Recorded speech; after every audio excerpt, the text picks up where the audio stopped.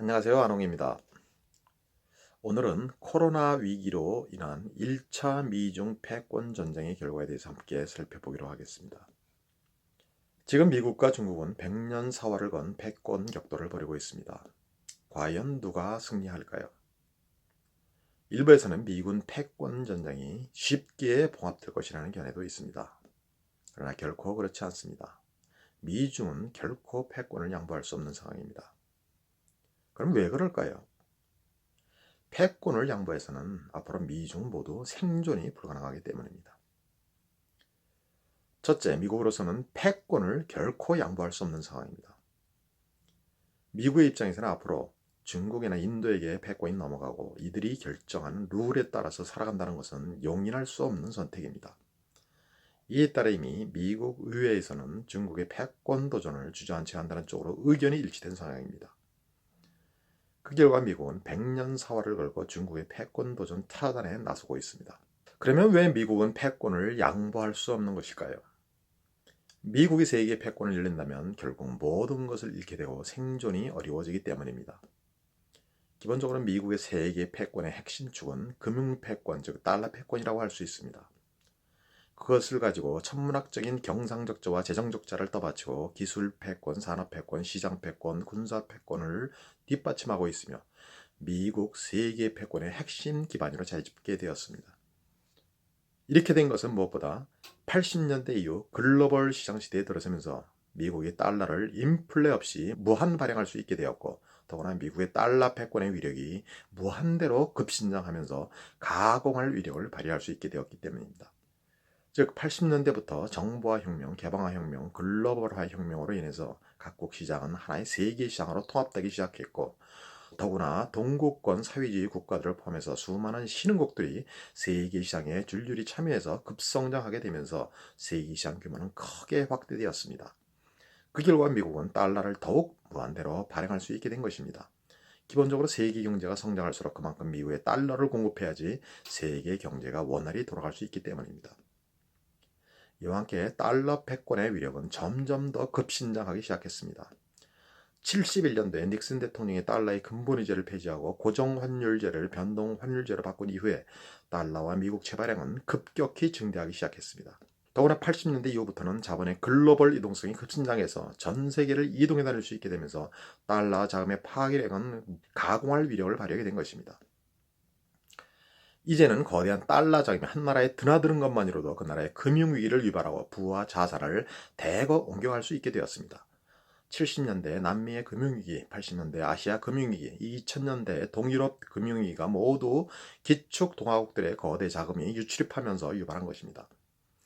즉 달러 자금이 한 나라에 밀려들 때에는 돈이 넘쳐나고 투자가 폭발적으로 늘어나면서 경제가 급성장하고 자산 가치가 폭증하며 환율이 크게 내리게 됩니다.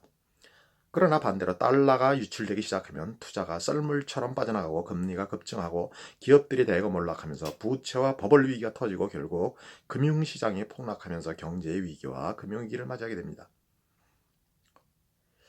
결국 막대한 달러 자본이 하이 레버리지로 급팽창해서 전 세계 시장을 이동하면서 버블과 부채를 폭증시켰고 경제위기와 금융위기를 빈번하게 유발하게 되었으며 세계 경제의 불안정성은 크게 높아졌습니다. 그러면 그럴수록 달러 패권의 위력과 지배력은 더욱 커져갔습니다. 세계 경제 위기가 주기적으로 반복될 때마다 모두 달러를 찾아서 몰려들게 되었고 미국의 달러 패권의 위력은 더욱 급신장했습니다. 지금도 세계가 코로나 위기를 맞이하면서 이러한 모습이 더욱 심각하게 벌어지고 있습니다. 코로나 위기가 발생하자 전 세계적으로 모두가 달러를 찾아서 몰려들고 있고 기업이나 국가들은 달러 비축 경쟁에 나서고 있습니다. 이같이 모두가 달러를 찾게 되면서 미국은 달러를 인플레 없이도 무한대로 찍어낼 수 있게 되었습니다. 저희 저서 서더 노멀에서도 상세히 밝혔듯이 미국은 트리핀 딜레마를 해결할 수 있는 7가지 방법을 이용해서 이제는 인플레 없이도 달러를 무한대로 발행할 수 있게 된 것입니다. 결국 글로벌 시장 시대에 들어서 달러 패권은 가공할 위력을 발휘하게 되었고 각국 경제의 사활을 결정짓게 되었으며 미국은 이를 기반으로 세계 패권을 더욱 공고히 할 수 있게 되었습니다. 따라서 미국의 달러 패권이 건재한 이상 미국의 세계 패권은 그대로 유지될 것이고 또 이를 기반으로 미국의 세계 패권을 유지하는 전략이 계속될 것입니다. 따라서 미국 패권에 도전하기 위해서는 먼저 이러한 달러 패권을 극복하는 것이 중요합니다. 그래야 미국의 기술 패권이나 산업 패권, 군사 패권, 시장 패권도 허물어뜨리고 이겨낼 수 있습니다. 따라서 앞으로 미중 패권 전쟁의 핵심은 금융 패권 전쟁이 될 수밖에 없고 그 결과에 따라서 21세기 패권의 향방이 결정될 전망입니다. 둘째, 그러면 이같이 달러 패권이 공고해지면서 중국이 미국 패권에 대해서 도전하기가 매우 어려워졌습니다. 그러나 그렇다고 해서 중국이 미국과의 패권 전쟁에서 순순히 물러날 수는 없는 상황입니다. 중국이 패권을 확보하지 못한다면 21세기의 생존이 불투명하기 때문입니다. 그렇게 되면 중국은 미국의 거대 달러 자본의 공세가 반복되는 가운데 늘 경제 위기를 맞고 극도로 불안정한 가운데 살아가야 됩니다. 더구나 지금의 중국 경제는 각종 부채와 버블이 폭증하면서 극도로 불안정한 상황이므로 앞으로 미국의 금융패권 공세가 본격화될 경우 대위기를 맞이할 수밖에 없습니다. 특히 4월부터 중국은 45조 달러의 자본시장을 본격 개방하게 되어 있는데 그러면 미국 달러 자본의 대공세에 그대로 노출되면서 위험성은 더욱 커질 전망입니다. 사실 지금의 달러 패권 하에서는 미국과 패권 전쟁을 벌이기가 불가능한 상황입니다. 중국이 아무리 죽어라 일을 해서 상품을 만들어도 미국의 달러를 찍어내서 가져가면 그만인 상황에서는 사실 패권 경쟁 자체가 별 의미가 없습니다. 지난 30년간 중국이 수출해서 벌어들인 돈이 4조 달러인데 미국은 3년 만에 양적 완화로 그만큼의 돈을 찍어냈습니다. 더구나 미국이 무한 달러 자금력으로 군사 패권, 기술 패권, 산업 패권, 시장 패권을 뒷받침하는 상황에서는 패권 경쟁 자체가 불가능합니다. 따라서 중국으로서는 미국의 달러 패권을 제어할 수 있는 파워를 확보하지 못하면 패권 도전이 어렵습니다. 이에 따라 중국은 위안화 파워를 키우고 미국의 달러 패권을 제어할 국제연대를 확보하는 데 주력하고 있습니다.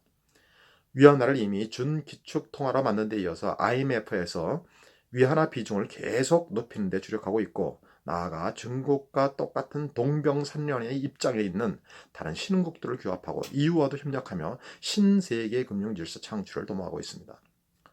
이상에서 살펴본 대로 미중 모두 세계의 패권을 양보할 수 없는 상황입니다. 이에 따라 미중 간 패권 격돌은 나날이 심화되고 다방면으로 확대되고 있습니다. 무역전쟁, 산업전쟁, 금융전쟁, 환율전쟁은 점점 더 격화되고 있습니다.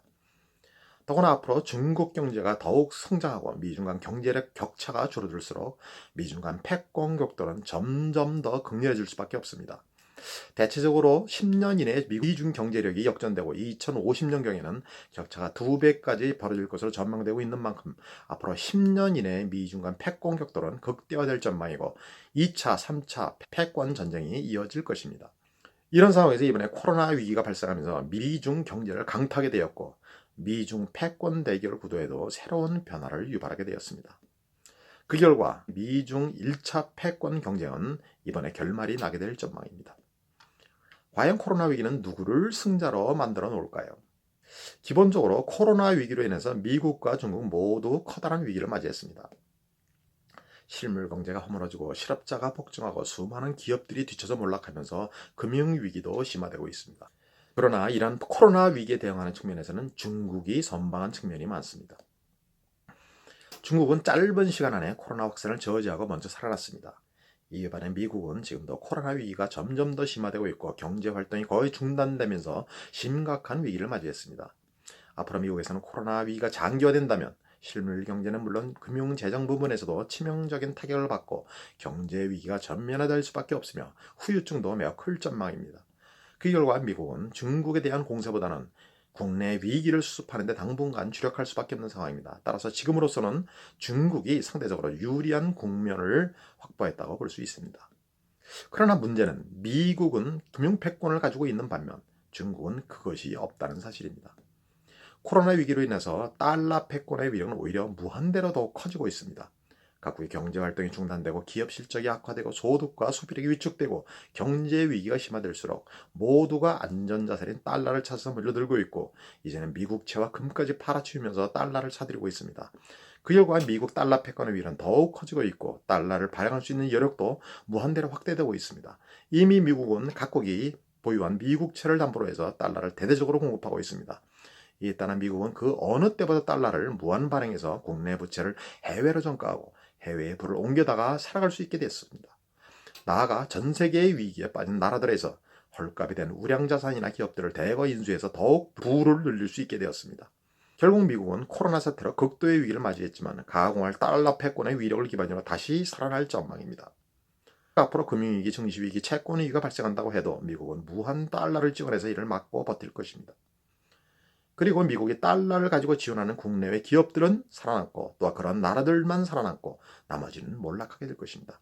결국 코로나로 인해서 세계 경제의 위기가 심화될수록 미국의 달러 패권 위력은 더욱 강화되고 각국의 사활을 결정짓는 파괴력도 커지고 있으며 미국은 이를 이용해 세계 패권을 더욱 공고히 하고 있으며 세계 경제에 대한 지배력도 더욱 강화하고 있습니다. 그것이 바로 달러 패권의 위력입니다. 그러면 중국의 경우는 어떻게 될까요? 상대적으로 중국은 코로나 위기에서 먼저 벗어났지만 앞으로는 미국 경제의 후퇴와 세계 경제 쇠퇴에 따른 경제 위기의 팬데믹을 인해서 2차 경제 위기를 맞이하게 될 전망입니다.